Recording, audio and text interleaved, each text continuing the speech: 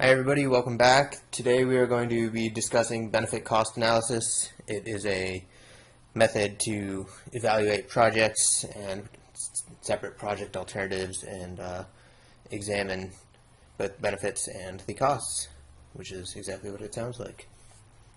So, first thing that we need to discuss is what the concept of a benefit cost ratio is.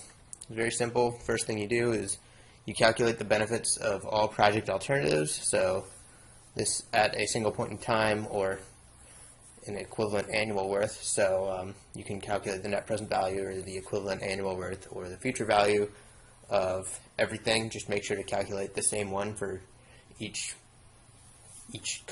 benefit that you're calculating it for. So basically just discount the benefits in time to a specific point in time. You then do the same thing for the costs of the project, and the benefit to cost ratio is the benefits divided by the costs. If the benefits cost ratio is greater than 1, or the benefits are greater than the cost, the project is economically feasible. If it's less than 1, it is not economically justified, and if it is close to 1, then we're talking about like a sort of a toss-up. You might want to go ahead and do that for political reasons or other reasons that would be helpful, but you wouldn't really be making any money on it. So let's do an example. This is example 10-2 in the book for anyone who is following along on that. The City of Columbia is considering extending the runways of its municipal airports so that commercial jets can use the facility. So using an N of 20 years and a discount rate of 10%. So below here is a table of the costs. So you can see we've got 3 costs that are not annual, so those are going to be upfront costs. There's land acquisition, runway construction, and the cost of a new terminal. And then there's 2 operating and maintenance costs of the different facilities that they built, and then the air traffic control wages, which they're estimating as annual costs. Similarly, we have a table of benefits. These are all annual, so they're not expecting any immediate rewards on their investment. But so airline lease space, passenger taxes, tourism increase, and the convenience benefit for the residents of Columbia. So something that they're trying to quantify is convenience for the Columbia City's residents. So this is something that benefit cost analysis is pretty good for, is that they take benefits that may not be monetary and try and estimate a monetary value for them, so you can try and compare that to what you're paying for. So if you're paying a lot of money but you're getting convenience back, then you have to figure out what that's worth. And benefit cost analysis, that's a part of benefit cost analysis. So let's go ahead and calculate the net present value of both the costs and the benefits. Remember, we had $1,200,000 in total upfront costs, and then another $197,500 in annual operation, maintenance, and wages, and then we have to discount back that annual cost back to the present at 10% rate for 20 years. Similarly, we have to do the same thing with the benefits, which is $490,000 in annual income, then multiply by the same factor. And the benefit cost ratio is going to be the present worth of the benefits divided by the present worth of the costs. So that is 1.448. So the benefits do outweigh the costs. The ratio is greater than 1. So Columbia would be justified in building the new runway.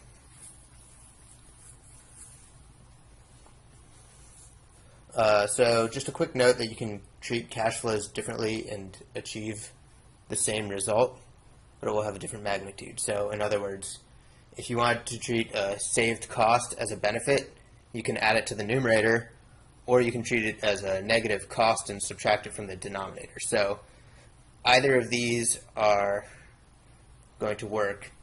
So this is part of the reason that you cannot use this to directly compare alternatives and select an alternative using benefit-cost ratio. Just because one project has a benefit-cost ratio of 2, say, for example, and another one has a benefit-cost ratio of, for example, 1.7, the one with the higher benefit-cost ratio is not necessarily better, because you could be treating your benefits as saved costs, or you could be treating your saved costs as benefits. So that's going to change what your ratio is. So it's a little subjective. So let's go ahead and talk about how we can compare project alternatives using this. So you cannot just take the project with the highest benefit-cost ratio and say that is the best project. Instead, we have to incrementally compare the two projects, or compare two projects at a time. So if you have a list of 5 projects, for example, you'd have to go one by one and eliminate them. This is going to be best served by an example. So let's consider 4 following alternatives with the costs and benefits stated below them. So it should be noted that these are going to be present worths in millions of dollars. So Project A is a present worth of $21.32 million and a cost of $15.93 million. Okay, so the first thing that we have to do is see if one project dominates another project. What that means is we have to see, does an alternative have lower benefits and a higher cost than at least one other alternative? Why would you would never select a project that has less benefit at a higher cost than another project, right? So that is a quick way to eliminate some projects. So if we look at alternative D, it has a benefit of $21.82 million and a cost of $18 million, which is both more expensive than alternative B, right? It costs a little bit more, and it provides less benefit. So what we do is we say that B dominates A, and we remove it. Additionally, you're going to remove any projects that have a benefit-cost ratio of less than 1, because that is not economically justifiable. It's also not really a big deal if you don't catch these right off the bat. It just means that you're going to have to make an additional calculation later on, so it's going to cost you time more than anything. So yeah, so let's go ahead and eliminate D, and then we want to order our projects from the cheapest price to the most expensive, which they are already in that order. So we don't really have to rearrange them, but that's going to determine the order that you compare the projects in. So next we select A and B. Those are their 2 cheapest projects that were left. And we want to determine if the incremental benefit of choosing project B over project A justifies the incremental cost of choosing project B over project A. So notice with A as a baseline, it is the second term in the equation, and what we're going to do is calculate the incremental benefits. So how much additional benefit does project B get you, and at how much additional cost. So project B gets you a fairly small, like $1.14 million in benefits, but costs a little bit more than that, right? So just by looking at that, you can see that it's about 1.2 something, 1.24. So you're getting $1.14 million in benefits and an additional $1.24 million in cost. That is going to mean that the incremental benefit ratio is less than 1. So we say that project B is not incrementally better than project A and eliminate project B. Next, we have to compare project A to project C. So we got rid of B. Now we want to look at what our additional, our other project is. So we again do the same calculation, and this time the ratio is greater than 1. It's 1.16. So in this case, we eliminate project A. So we eliminate the baseline project if the incremental ratio is greater than 1. We eliminate the new project or additional project if the ratio is less than 1. So let's go ahead and eliminate A. So since there is not a additional project, we're out of projects. C is the last one left, and we would suggest C using this method. If there was an additional project, say project E, we would then go compare project C to project E, with C being the baseline project and E being the new project. But there isn't. We recommend project C. Okay. So now let's go ahead and discuss a little bit of how this is different than just finding the net present value.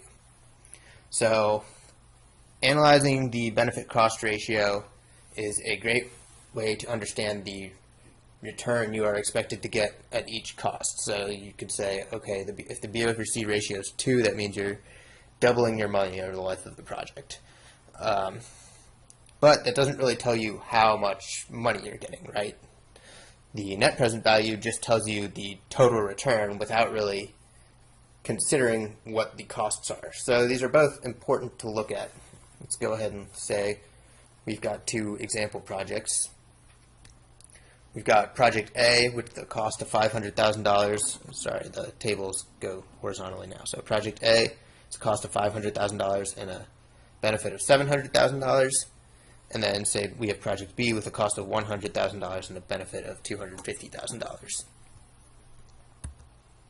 So you can see that the benefit-cost ratio of project A is 1.4, right? You're not really doubling your money or anything. You're making 40% additional money.